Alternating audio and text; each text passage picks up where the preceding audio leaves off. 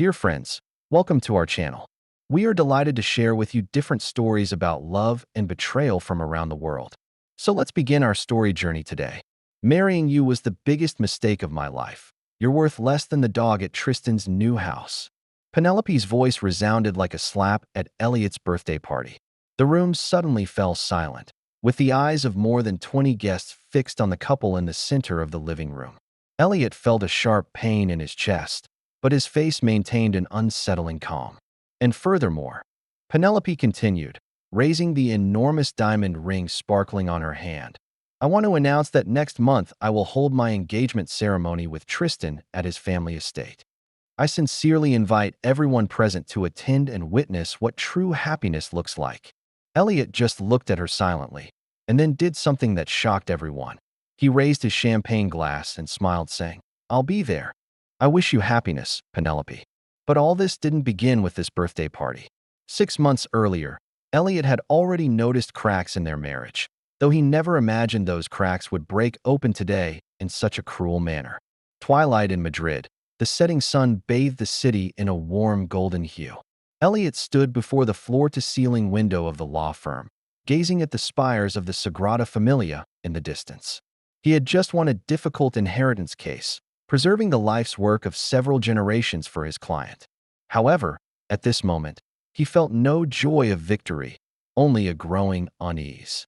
His phone vibrated. It was a message from Penelope. "I have a fashion event tonight. Don't wait for me for dinner." Elliot sighed. It was the 7th time this month. Their marriage seemed to have become like two parallel lines, seemingly moving forward together but never intersecting. 5 years ago, they met at the law school of Madrid University. Penelope studied journalism and communications, full of enthusiasm and dreams for the future. Elliot was attracted to her energy, while Penelope admired Elliot's composure and talent. After graduating, Elliot joined a law firm specializing in family disputes and inheritance matters, while Penelope became an editor at a fashion magazine.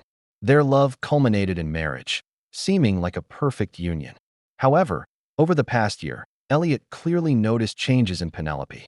She began frequently attending various social events, showing an increasing interest in luxury brands and expensive items. Her Instagram was filled with exclusive restaurants and celebrity gatherings. Elliot knew that Penelope had always yearned for a more glamorous life, but he had chosen to focus on family law. Although he had a decent income, it was far from being able to provide a luxurious lifestyle. "Perhaps I should spend more time with her," thought Elliot, turning off his computer and deciding to return home early. Perhaps they could go to the beach for the weekend and rediscover what they once felt. However, when Elliot returned to their apartment in the Salamanca district, he discovered the house was empty. On the dining table was a note, "Going to Mrs. Lancaster's dinner, don't wait up." Elliot, standing in the empty living room, suddenly realized that their marriage was silently crumbling. He picked up his phone, thinking of calling Penelope, but finally put it down. He knew Penelope didn't like being interrupted at social events, and he didn't want to appear controlling in front of her friends. The next morning, when Elliot woke up, he discovered that Penelope had already left. Her perfume scent still lingered in the air, but she had already disappeared. Elliot noticed a new membership card on her vanity. It was a gold card from the Royal Madrid Club, one of Madrid's most exclusive clubs. This type of card was generally only available to society's elite and carried an exorbitant price. Elliot frowned. He knew their financial situation, which although good, was not sufficient for such extravagant luxuries. His instinct told him something was wrong. In the following weeks, Elliot noticed that Penelope's behavior was becoming increasingly strange. She often returned home late at night, had set a new password for her phone, and always looked at messages with an enigmatic smile. Whenever Elliot approached, she immediately locked the screen.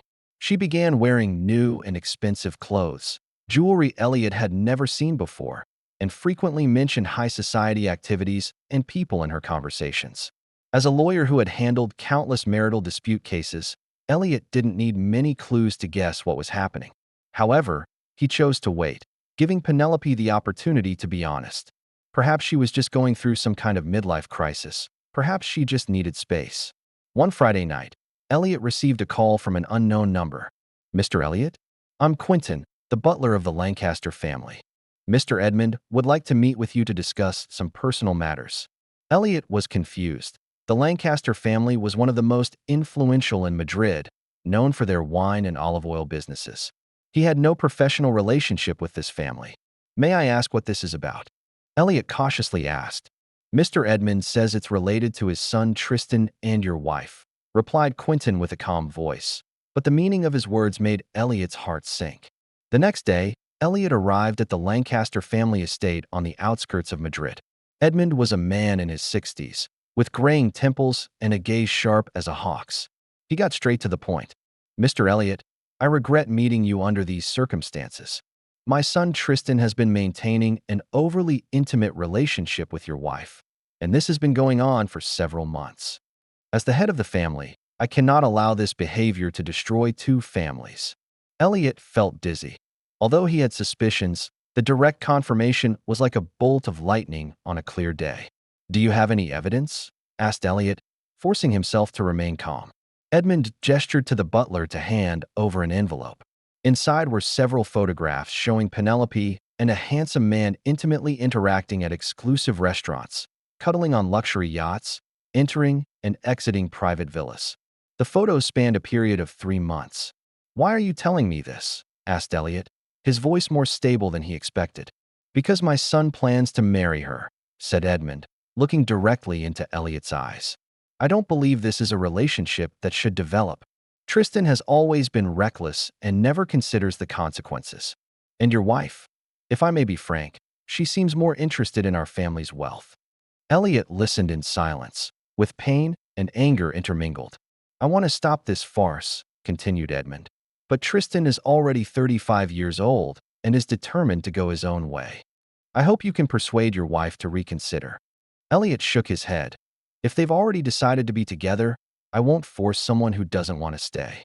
But I'm curious, why are you so opposed? Tristan is your only son. Logically, you should support his choice. Edmund's expression became complex. The family business needs a stable heir. Although Tristan is my son, he lives recklessly and never considers the consequences. Most importantly, he has a dishonorable past. If your wife knew the truth, she probably wouldn't be so willing to be with him. Elliot sharply caught the information in this sentence. What truth? Edmund hesitated for a moment. It's not my place to reveal this, but since we've come to this point, Tristan had a relationship with a model, Lydia, 5 years ago, and they have a child. Tristan has always paid to silence Lydia, but he has never acknowledged that child. This information hit Elliot like a lightning bolt. As a lawyer specializing in inheritance disputes, he immediately understood what this meant. In Spain, even illegitimate children have legal inheritance rights, and with the immense wealth of the Lancaster family, the existence of this illegitimate child would seriously affect the family's property distribution and inheritance plans. Thank you for your honesty, said Elliot calmly. I will handle my part in this matter. After leaving the Lancaster family estate, Elliot didn't immediately return home. He drove to the coast and, looking at the turbulent Atlantic, reflected on what to do next. As a lawyer, he had enough rationality to know that impulsiveness wouldn't solve the problem. He needed a plan, one that would preserve his dignity while making the betrayers pay the price. A week later, Elliot celebrated his 34th birthday. Despite his somber mood, he followed the annual tradition of hosting a small party at home, inviting some close friends and colleagues. To his surprise, Penelope not only returned for the party but also meticulously decorated the room and prepared a cake. The atmosphere that night was strange and tense. Penelope was exceptionally enthusiastic, frequently interacting with guests, with a smile so radiant it was almost blinding. Elliot noticed she was wearing a diamond necklace he had never seen before, of considerable value. Just as the party was about to end, Penelope suddenly cleared her throat, attracting everyone's attention. Ladies and gentlemen, I have an important announcement to make, she said with excitement in her voice. The marriage between Elliot and me has come to an end. I've decided to pursue the life I truly want. The room fell silent, everyone looking at her in shock. To be honest, marrying Elliot was the biggest mistake of my life, continued Penelope, with a contempt in her eyes that Elliot had never seen before. He's not even worth as much as my new boyfriend's dog. Tristan and I are in love. We've decided to be together. She raised her hand, displaying a huge diamond ring. We will celebrate our engagement party next month at the Lancaster family estate. I hope everyone can come to witness our happiness. The air in the room seemed to freeze. Elliot's friends looked angrily at Penelope, but more worriedly, they looked towards Elliot. They expected him to explode, expected an intense confrontation, but Elliot simply stood there silently, with an enigmatic smile on his face. Congratulations, Penelope. Elliot's voice was surprisingly calm. I will attend your engagement party. He raised his glass to Penelope. I wish you happiness. Penelope obviously hadn't anticipated this reaction. She expected Elliot's anger, jealousy, or pleading, not this calm acceptance. Her expression changed from satisfaction to confusion, and finally even to irritation. You don't care at all? She questioned. Elliot looked into her eyes. Of course I care. But I respect your choice, just as I hope you respect mine. He turned to the other guests. The party ends here. Thank you all for coming to celebrate my birthday. The guests left uncomfortably, leaving Elliot and Penelope alone to face each other. You really aren't even a little sad? Asked Penelope, with a hint of uncertainty in her voice. Of course I am sad, replied Elliot calmly. But I won't hold on to someone who doesn't love me. I just hope you're sure this is what you really want. Penelope's eyes showed a moment of wavering, but quickly regained their determination. Tristan can give me everything I want. Wealth, status, a luxurious life. These are things you can't give me. Elliot nodded. Then I wish you good luck. I'll move out tomorrow. I'll have the divorce papers ready. After Penelope left, Elliot sat alone in the darkness, reflecting on Edmund's words and his own plan. He knew Penelope was dazzled by Tristan's wealth and status, without truly understanding his real situation. If it were revealed that Tristan had an illegitimate child, how would Penelope react with her obsession with a perfect marriage? More importantly, the Lancaster family's obsession with lineage purity meant that the existence of an illegitimate child would greatly affect Tristan's inheritance rights. What would happen if this news became public at the engagement party? Elliot opened his laptop and began searching for information about Lydia. As a lawyer, he knew how to find the necessary information, especially when it came to legal documents and public records. 3 days later, Elliot discovered Lydia's whereabouts. She was now a freelance photographer, living in Barcelona with her 5-year-old son, Nathan. Through some legal investigations, Elliot confirmed that the child's birth certificate didn't have the father's name. But there was evidence that Tristan had been paying a considerable allowance, though insufficient to change their lives. Elliot decided to travel personally to Barcelona. He needed to know the whole truth and formulate a perfect plan. When Elliot knocked on the door of Lydia's apartment, he was greeted by a beautiful young woman with tired eyes. She looked at Elliot cautiously. Who are you? I'm Elliot, a lawyer. I'd like to talk to you about Tristan. Upon hearing Tristan's name, Lydia's expression immediately became guarded. I don't know any Tristan. Elliot handed her a business card. I'm a family law specialist, especially in matters of inheritance rights. I believe your son may have legal inheritance rights, and the amount is quite considerable. Lydia hesitated for a moment and finally let Elliot into the apartment.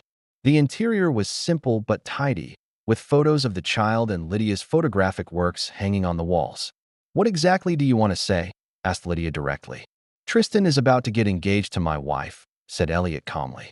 I believe your son is Tristan's child, and Tristan has never acknowledged this. Lydia's expression became complex. What does this have to do with you? I just want the truth, said Elliot. And I believe your son deserves the legal benefits that correspond to him. Spanish law establishes that even illegitimate children, once biological parentage is proven, have legal inheritance rights.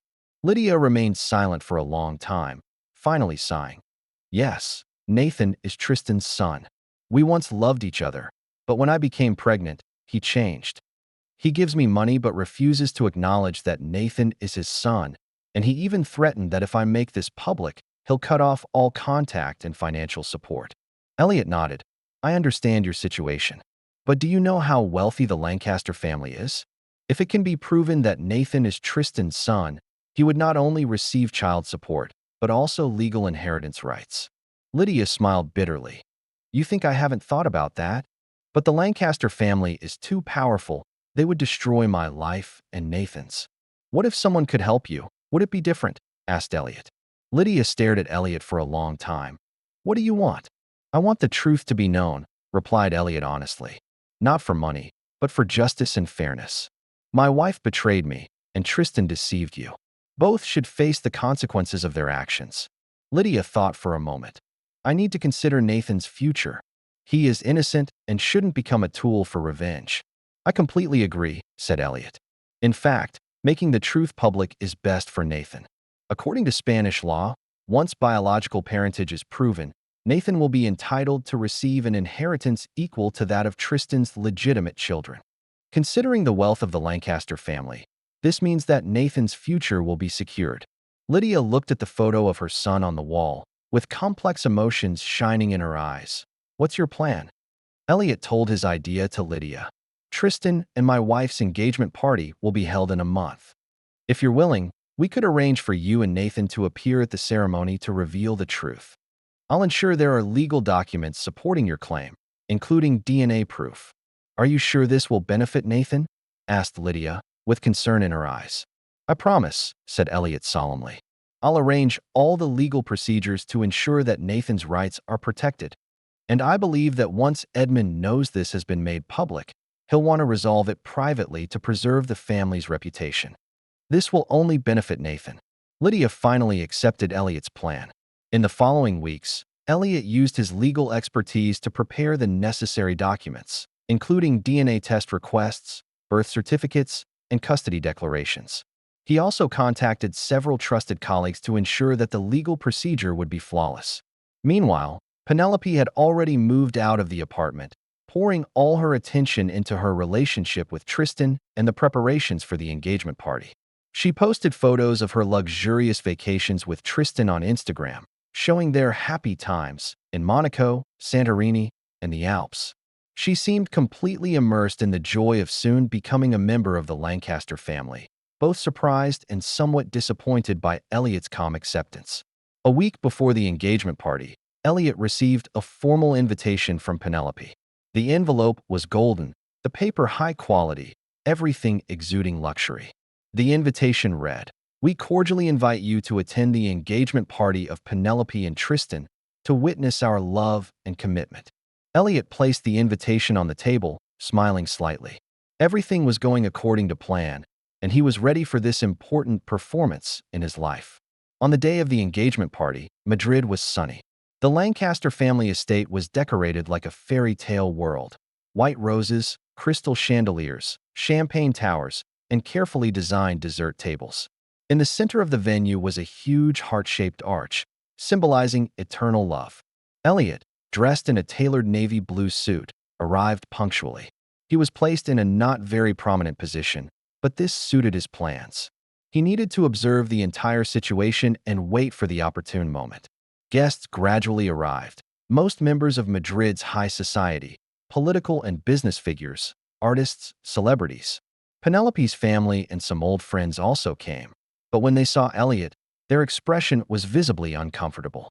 No one expected the betrayed husband to actually attend his ex-wife's engagement party. "Are you okay?" asked Elliot's friend Bennett in a low voice. Bennett was Elliot's colleague at the law firm and one of the few people who knew the truth. "Never better," replied Elliot calmly, his eyes scanning the venue. "Is everything ready?" Bennett nodded. "Lydia is already here with Nathan. They're waiting in the restroom. Our people are also in position, ready to start at any time." Elliot looked at his watch. 20 minutes after the start of the ceremony, when Tristan is making his declaration of love, that will be the perfect moment. The ceremony began as planned. Penelope, dressed in an expensive designer dress, looked radiant. Tristan, in a perfectly tailored suit, behaved with elegance. They walked towards the arch amid the congratulations of the guests, appearing completely happy. Edmund, as the family representative, gave a brief welcome speech, followed by Penelope's parents expressing their good wishes for their daughter's happiness. Throughout the process, Elliot maintained a perfect smile, as if he were just an ordinary guest. When Tristan began his declaration of love, Elliot gave a signal to Bennett. "Penelope, meeting you is the best thing that has happened in my life," said Tristan emotionally. "You are beautiful, intelligent, elegant, the perfect partner of my dreams. I promise to give you the best life. We will form a perfect family and have a wonderful future." At that moment, the door of the restroom opened. Lydia, carrying Nathan, came out and walked towards the main stage. She wore a simple but appropriate dress, while Nathan wore a small suit, looking like a little gentleman. There was a murmur in the venue, people not understanding what was happening. Tristan's speech stopped abruptly, his face instantly turning pale. "I apologize for the interruption." Lydia's voice wasn't loud, but it was clearly heard in the silent venue. "But I believe there are some truths that need to be revealed at this important moment." She walked towards Tristan, with Nathan following closely. "This is your son, Nathan. For 5 years, you have refused to acknowledge him. But now is the time to face the truth." Tristan's expression went from shock to anger. "How dare you? Security, get them out of here." Penelope stood aside, pale, looking with disbelief at everything that was happening. Just as the security guards were about to act, Elliot stood up. "I suggest everyone calm down. Mrs. Lydia has legal rights to claim what corresponds to her son. We have DNA evidence, legal documents, and records of payments that Mr. Tristan has made over the years." Edmund also stood up, with a somber expression. "What is going on?" Tristan obviously panicked. "Father, it's a misunderstanding. She just wants money." "No, this is not about money," said Lydia firmly. "This is about truth and responsibility. Nathan has the right to know who his father is, has the right to receive everything that corresponds to him." Elliot approached the stage, taking out a set of documents from his briefcase. "Mr. Edmund, these are the results of DNA tests and related legal documents. According to Spanish law, Nathan, as Tristan's biological son, has legal inheritance rights, with the same status as any legitimate child." Edmund took the documents, reviewed them quickly, and his expression became even more somber. "Tristan, is this true?" Tristan stammered, unable to look his father in the eyes. I can explain." Penelope finally came out of her state of shock. "You have a child? You promised me we would be each other's first family. You said you wanted to form a perfect and flawless family with me." "Dear, this is just a misunderstanding." Tristan tried to calm Penelope. "This child is not important. What matters is our future." "Not important?" Penelope's voice trembled, her eyes full of anger and pain. "You hid the existence of a child, and now you say he's not important. What else have you hidden?" Tristan became anxious. "This is none of your business. I paid the money. I arranged everything." "You paid the money?" Penelope looked at Tristan in disbelief. "Is that how you treat your own son? You buy him off with money?" The venue fell into chaos. Guests whispered, some beginning to leave stealthily, others taking out their phones to record everything. The entire scene was like an absurd play, and Elliot was the only calm spectator. Edmund raised his hand, indicating for everyone to be quiet. "Distinguished guests, I'm sorry that today's event has taken this turn. I ask that you give us some privacy to handle this family matter. The ceremony will be temporarily postponed. Please enjoy the prepared food and drinks." Security guards began guiding guests to another area, leaving Edmund, Tristan, Penelope, Lydia, Nathan, and Elliot in the main venue. "How dare you ruin my engagement party like this?" shouted Penelope at Elliot, her makeup smeared by anger and tears. Elliot looked at her calmly. "I just made sure you knew the whole truth before making the most important decision of your life. Tristan not only has a child, but for years has hidden this fact, refusing to take responsibility for being a father. Are you sure this is the partner you want?" Penelope turned to Tristan with questions in her eyes. "Is this true? You know how much I value family and loyalty." Tristan obviously panicked, but his reaction was not to apologize, but to justify himself. "For God's sake, Penelope, all that is in the past. Our life, our future, that's what matters. Everything else doesn't matter." "Doesn't matter?" Edmund suddenly interrupted, his voice full of anger. "Tristan, what is the most important thing I've taught you? The honor of the family and the purity of the lineage. And you hid the existence of a child?" Edmund turned to Lydia and Nathan, his voice becoming soft but firm. "Madam, forgive my son's behavior. I promise you that, as the head of the Lancaster family, I will ensure that Nathan receives the recognition and benefits that correspond to him. However, I ask that you give us some time to handle this family crisis." Lydia nodded. "I understand. I didn't come to ruin anyone's life. I just wanted Nathan to receive the respect and rights he deserves. Edmund nodded solemnly. I will personally handle this matter. Whatever happens, the Lancaster family will not shirk its responsibility. Penelope could no longer control her emotions. You deceived me. You said we would have a perfect start, and you hid something so important. Tristan seemed to finally understand the gravity of the situation, but his reaction remained selfish. Listen, I can compensate this child. Give him money. Give him one of my villas.